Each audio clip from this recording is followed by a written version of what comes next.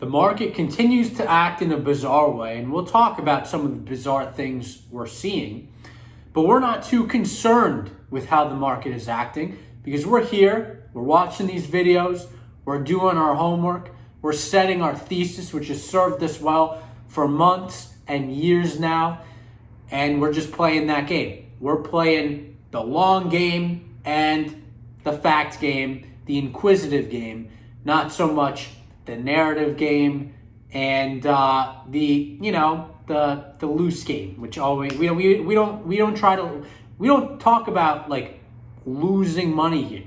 Okay, we talk about things pulling back and taking a hit, but it's very rare that we really lose money here. That's not what we try to do. But it happens, and there are stocks we have that are down, but typically, at least historically, they come down and go back up more times than not. We got the track record to show it. Let's get to the market. So what are the weird things I'm seeing? Well, inflation certainly seems to be the topic of the moment. And this is something we've talked about for a while here on this channel. We have believed that inflation was not going to be transitory. We've broken that argument down several times. But today, it's still not so clear that the market is having a clear and definite reaction to this. For example, the dollar index is hitting a new 52-week high. The dollar index, the strength of the dollar relative to other currencies, is hitting a new 52-week high. And the dollar index is not the barometer of inflation. That is the consumer price index. But it's interesting to see that the dollar index is hitting a 52-week high as inflation is also hitting a 52-week high. If you asked me last year would I expect that to be the case, I would have said no. As inflation occurs, I expect the dollar index to go down. However, there are reasons for this. We're going to talk about one other thing before we get into that because that's going to be a good transition in energy, and that is the rally in gold and Bitcoin. Gold has rallied the past 2 days. Bitcoin rallied, pulled back last night. I don't know why it pulled back, but it's still holding up here above 60K. Pretty bullish to me. However, that said, it's, more expensive than it has been. At some point, Bitcoin is great of a product and invention. As much as I would love to advocate for you to hold some, there is a price when it becomes too expensive. Is it here? I don't know. You really got to decide what's the probability that Bitcoin becomes the world reserve currency.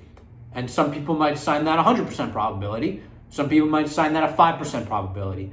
And then multiply that probability by the value of the world currency, aka the dollar, and then you should, at least that's kind of my calculation, you should get what Bitcoin should be worth, and it's 1.2 trillion. Right now, I believe there's about $2 trillion of dollars, not including debt, because there's a whole lot of debt. You put money in the bank, you got $1, the bank lends it out. That guy's got $1, all of a sudden you got $2 from $1. There's a lot, it's more than that. It's like more than that, more than 1 and 1 in the banks, but you get what I'm saying. So that would be a 60% probability right now, given that equation, that Bitcoin becomes a reserve currency. That might be a pretty good valuation. I don't know. It's up to you. You can decide that on your own. Anyways, why is the dollar index strengthening? Well, we've got a concern on our hands. And this is a concern for me. And it should be a concern for energy investors. I'm not saying this is a guaranteed thing that's going to derail the market, okay? But it's something we can't ignore and we have to be aware of. And that is, yes, believe it or not, there are lockdowns coming back. And I don't understand why. We have vaccines, we have pills. I would be happy to go one-on-one with anyone trying to make a case for that, because I believe there is no logical case for that, but it's occurring. In various places in Europe and various places in Canada, there are lockdowns coming. If there are lockdowns, it's certainly an impact on energy demand. I'm not gonna lie here, that is certainly an impact on energy demand. How much? I don't know, but it's something we got to think about. However, energy isn't moving too much today. Yesterday was a very interesting day. It was up and then it was down. Today it's been up and down. Yesterday was down big, down over 3%. I said yesterday, and I've said in the past when we got inventories data, because that's what made it go down big, that inventory data doesn't matter. Today we're kind of seeing that inventory data really doesn't matter. We're not seeing another 3% down. We've been up, we've been down. The market's just trying to figure itself out, not breaking 80 here. I say relax. It seems like the green countries in Europe that are paying $6, $7 a gallon, they're feeling something, but they're still paying $6, $7 a gallon. Versus here, it's a lot, but it's not $6 or $7 a gallon, at least on average, and it's literally that expensive on average in Europe. Russia is not supplying the market very strongly. That means Europe's going to have to buy their oil and not from Russia. That's just an interesting monkey wrench in the whole situation.